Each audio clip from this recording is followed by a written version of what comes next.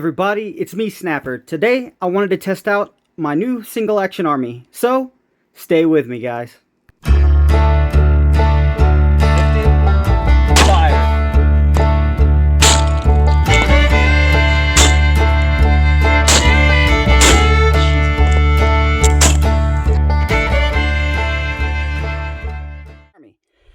This gun is pretty unique. It was made in 1880, and it is a U.S. government contract gun. It went to the United States military.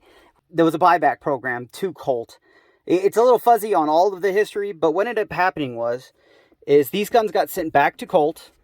They were nickel-plated by, I believe, the Adams nickel plating company to show that they weren't no longer government guns, because the easiest way to tell is no government guns were nickel-plated. And they would also remove the U.S. Mark here, but it keeps all of its inspector markings.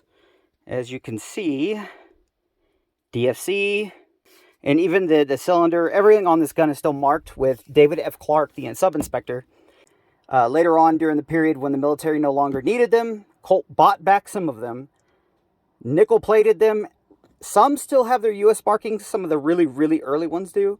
And they added one extra mark, which is very hard to see, but it says 45 cal here. If you ever looked at a military U.S. government gun, it has no markings that say what caliber it is, because they were all 45 caliber. So that's a civilian marking. So if you ever see with government stamps, and that one civilian marking will show that it was either part of this buyback program or it was a failed inspection gun, meaning it went through the line and one part of it failed. What you want to look for is a C on all the parts. If you can find any part with a C on it, that means the gun was condemned by the military and Colt just bought them back and sold them on the government market. Just because they were condemned doesn't mean they were bad. They just weren't up to military standards for fit, finish, and all that fun stuff. So, yeah, as you can see, there's some nickel under here still from when this thing was nickel plated. And, all right, now that we got that out of the way, let's shoot it. I'm going to load this thing up, and we'll take it out. All right, everybody. Well, there's the enemy. Let's take him out with the Single Action Army. We're about 15 yards or so. I don't know if you guys can hear it, but it's a little windy out here. So, again, I apologize for the wind. Let's shoot this bad boy. Now, this is the first shots I've ever shot out of this gun. So, yeah, let's do it. I missed. Again. Still high. Okay. I am doing horrible. Man, that was like 3 feet over where I was aiming. Man. Alright, let me load back up and we'll do it again. Okay, so we're back. Second cylinder. I'm going to try to do my best to focus on shooting finally.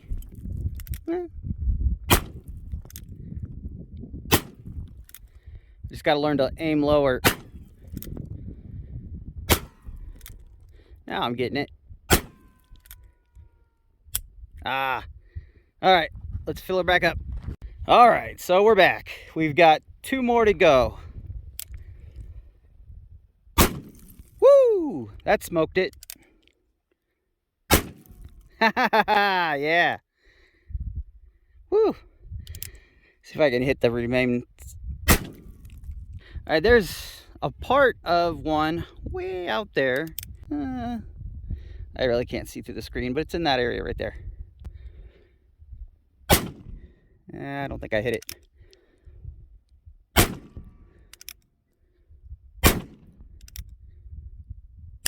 All right, let me get some more targets out here, and we'll shoot it some more. This thing is actually pretty nice.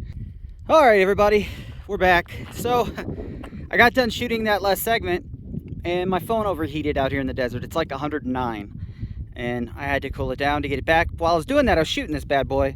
Look, one, how dirty she is. Love black powder, but this thing is so hot that I could barely hold on to it. I mean, it is, whoo, smoking. I could not imagine. And I would say I probably put, since I've been here, maybe less than 50 rounds, but I would say this would put me near, this cylinder will put me near 50 rounds. The thing is so hot, you could barely hold on to it. I couldn't imagine fighting with this right now. This would be insane. But let's do a little bit more shooting, shall we? Really? I popped it up? Oh, man, this thing is so hot.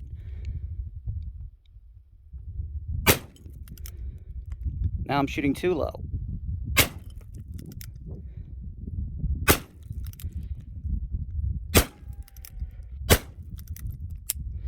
Holy cow, I can barely hold on to this. One more reason that makes the Colt Single Action Army one of the best guns ever made.